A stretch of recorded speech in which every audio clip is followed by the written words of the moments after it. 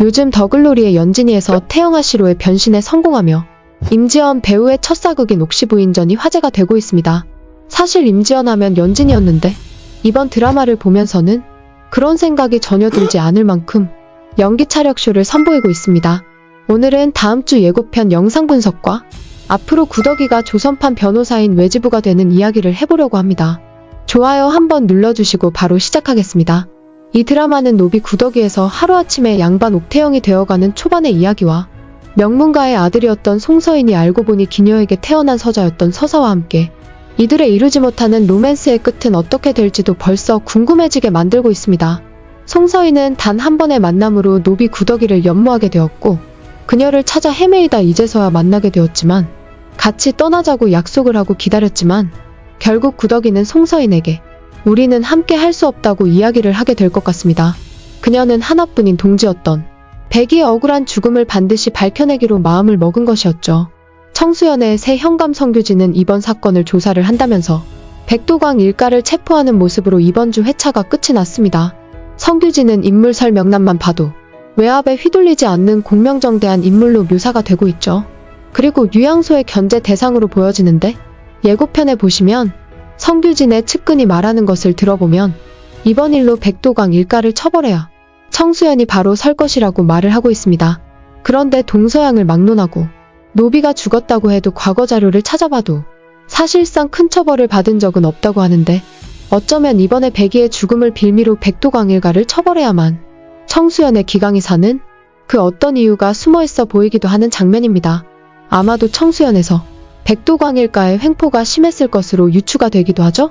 예고편에선 이번에 난동을 부렸던 막심이가 관아에서 결국 곤장 10대의 판결을 받는 모습과 함께 결과에 실망하는 듯한 구더기의 표정이 나오고 있습니다. 성규진이 제 생각엔 막심이가 양반에게 잘못을 했으니 곤장 10대를 판결을 하고 그 다음에 백도광 일가에겐 더 큰 벌을 주려고 하는 모습처럼 보여지는데요.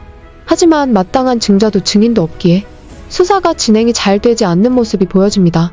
구더기는 증거와 증인을 찾기 위해서 힘을 쏟게 될 것 같은데요. 그러면서 구더기에게 누군가 제안을 하는 목소리가 나오고 있습니다. 외지부를 직접 해보는 건 어떻겠냐고 말이죠. 외지부가 무엇인지 또 궁금해서 찾아봤습니다. 드라마 인물관계도에도 보면 임지연은 청수연의 외지부라고 나오고 있는데 외지부란 조선시대의 변호사로 법률 지식이 보편적이지 않던 시대에 사적인 대가를 받는 조건으로 이면에서 고소와 쟁송을 전문적으로 대리하던 법률 전문가라고 하는데요. 노비 시절부터 똥멍청이 아가씨를 대신해서 여러 가지 일을 하면서 박학다식했던 구더기는 이제 조선판 변호사가 되어서 결국 백이의 죽음에 대한 증거를 찾을 것이 외지부 옥태영으로서의 첫 사건으로 보여집니다. 외지부는 고려의 도간지부에서 유래했다고 전해지는데 과거에 한문에 능통하지 않았던 일반인들이 많았고 그를 잘 모르는 일반인들은 같은 동네에서 그를 잘 아는 사람들에게 부탁해서 소장을 대신 작성하고 증인도 모으는 방식으로 법적인 문제를 해결했다고 전해지네요. 그래서 드라마가 시작할 때부터 궁금했던 장면이 이제서야 이해가 되더라고요. 드라마가 시작할 때 옥태영으로서 관아에 끌려가는 장면이 나왔을 적에 주변의 노비들이 왠지 옥태영을 우러러보는 듯한 모습이 나오기도 했었잖아요.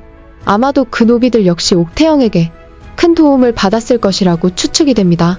인물 설명란에도 옥태영은 외지부로서 현감인 성규진의 신임을 얻게 되고 성규진은 또한 그녀를 아끼며 자신의 아들과 결혼을 시키는 것으로 나오는데요.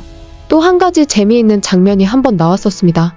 바로 성규진의 아들은 빨간 도포를 입고 구더기를 찾는 초상화를 한참을 쳐다보고는 옥태영을 지켜봤던 장면이었죠. 옥태영이 도망간 노비와 닮았다고 의심을 하고 있던 성규진의 아들 성윤겸, 그리고 그와 결혼을 하게 되는 옥태영. 그런데 성윤겸은 송서인과 똑같이 생겼습니다.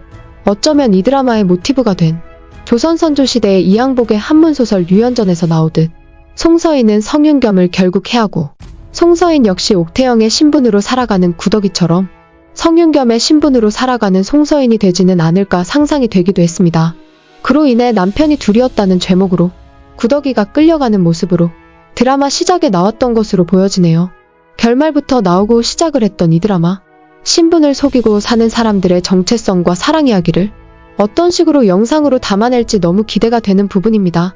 결국 구더기는 그녀의 정체가 폭로되면서 사회적으로 몰락을 하게 될까요? 저는 드라마 초반에 나왔던 홍길동전이 생각이 나더라고요.